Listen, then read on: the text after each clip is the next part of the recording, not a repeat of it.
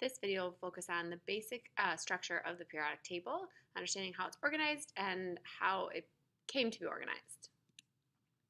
So the story actually starts back with a guy called Mendeleev. And essentially around Mendeleev's time, a lot of elements had been discovered up to this point, but they hadn't been organized in any kind of system. Okay, lots of people tried to come up with an organizational system. There was a guy who started to group elements in triads, so in groups of 3 based on similar properties, and someone else who'd done something with like 7s, trying to group them again by similar properties. And Mendeleev essentially was a teacher and wanted to organize the elements in some way that would give meaning for the students in relation to where they were on the table. So he played around with them and eventually found that if he arranged his elements according to their masses and then grouped them in columns based on properties, he could make a table. Okay, so his original periodic law, so the law that was dictating the arrangement on the table, was that if you arrange elements in mass order and then group them according to properties in column order, you'll find that these properties are occurring periodically, which is why they were called the periodic table. So like every 7 elements, similar properties would reoccur, and he would align them in that way.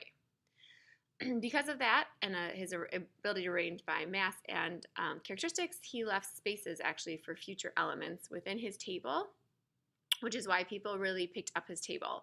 At first, it wasn't the table that was in vogue in terms of popularity until one of the elements he had predicted actually was discovered.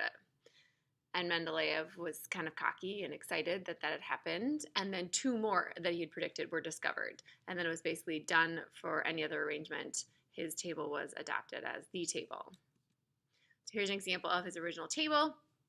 You can see the elements in order, left to right, top to bottom, masses occurring this way, similar properties occurring up and down. And then the question marks were spots that he left. And he's also able to predict relative masses just based on their position.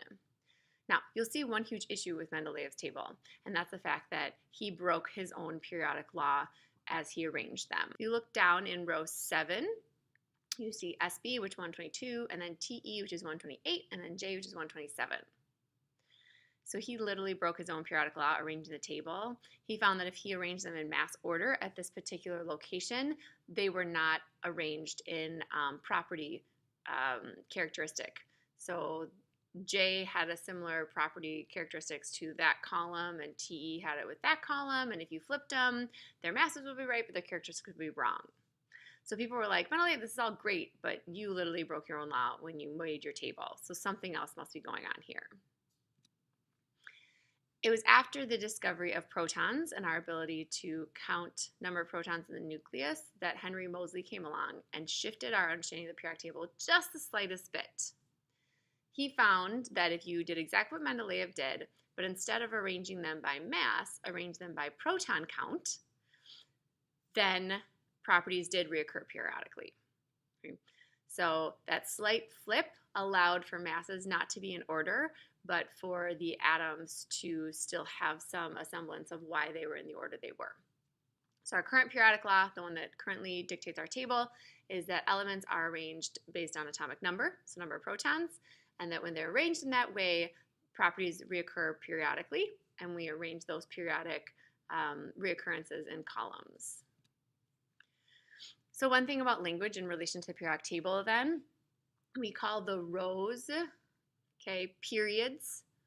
So we have period like 1, which is helium and hydrogen, period 2, which is like the lithium stuff, period 3, which is sodium. And again, it's the idea that things are reoccurring periodically. It's a question of which period are you in. Period 1, period 2, period 3, etc. The columns then, because characteristics are reoccurring in columns are referred to as groups or families. Some of these columns actually have names based on their properties. That's it for general structure. Have a nice night.